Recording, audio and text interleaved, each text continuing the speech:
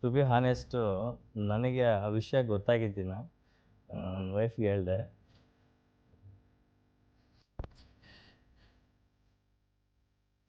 ಊಟ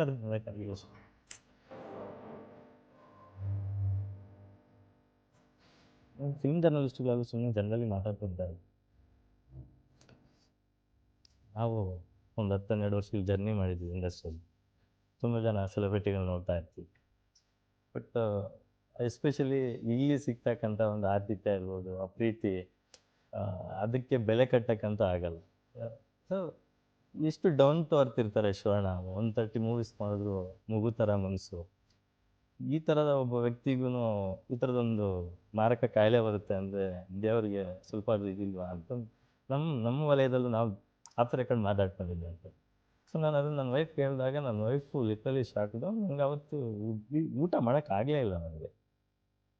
so previous ಇಂಟರ್ವ್ಯೂನಲ್ಲೂ ಬೈರ್ತಿರಾಣಿಗಳ ಇಂಟರ್ವ್ಯೂನಲ್ಲಿ ತುಂಬ ಭಾರವಾದ ಮನಸ್ಸಿನಿಂದನೇ ಒಂದು ಸಂದರ್ಶನ ಮಾಡಿದ್ವಿ. ಅವ್ರು ಸಿನಿಮಾ ಪ್ರಮೋಷನ್ಸ್ಗೋಸ್ಕರ ಮಾಡಲೇಬೇಕಿತ್ತು. ನಿಮ್ಮನ್ನು ತುಂಬ ಸ್ಟ್ರೈನ್ ಮಾಡೋಕ್ಕೆ ಇಷ್ಟ ಇರಲಿಲ್ಲ ನಮಗೆ.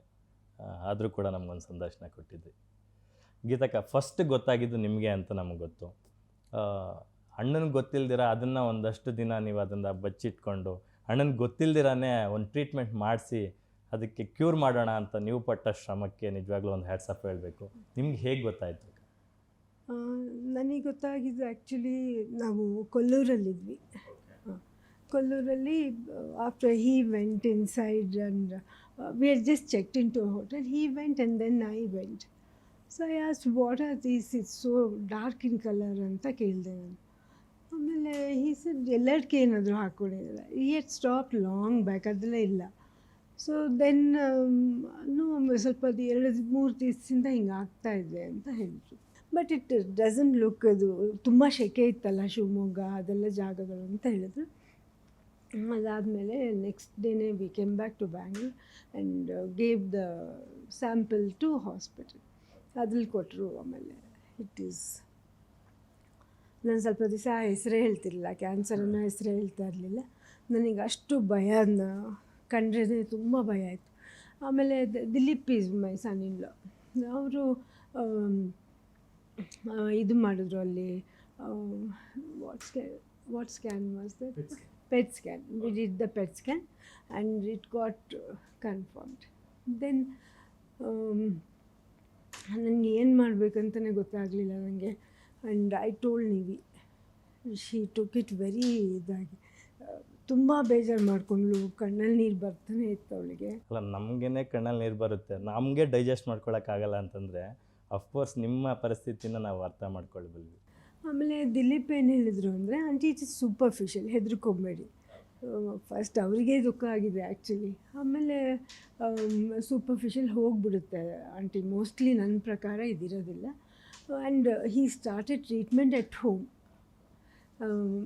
ಸೊ ಎವ್ರಿ ಸ್ಯಾಟರ್ಡೆ, ಅದು ಅವ್ರಿಗೆ ಗೊತ್ತಿಲ್ಲ, ಅವ್ರಿಗೆ ಗೊತ್ತಿಲ್ಲ. ಇಲ್ಲೇ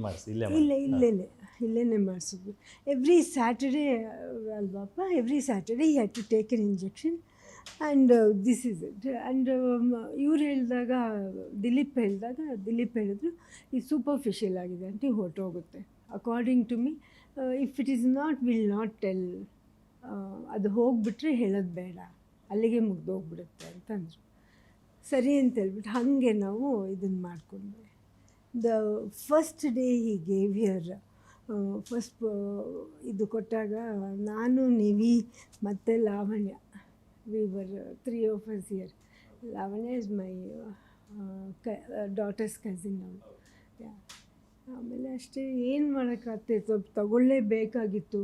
there was no other way, treatments ಆಗಲೇಬೇಕು ಹಂಗಂದ್ಬಿಟ್ಟು ತಗೊಂಡ್ವಿ. ಬಟ್ ಅದೇನಾಯಿತು, ಆ ಟ್ರೀಟ್ಮೆಂಟ್ ಆದಮೇಲೆ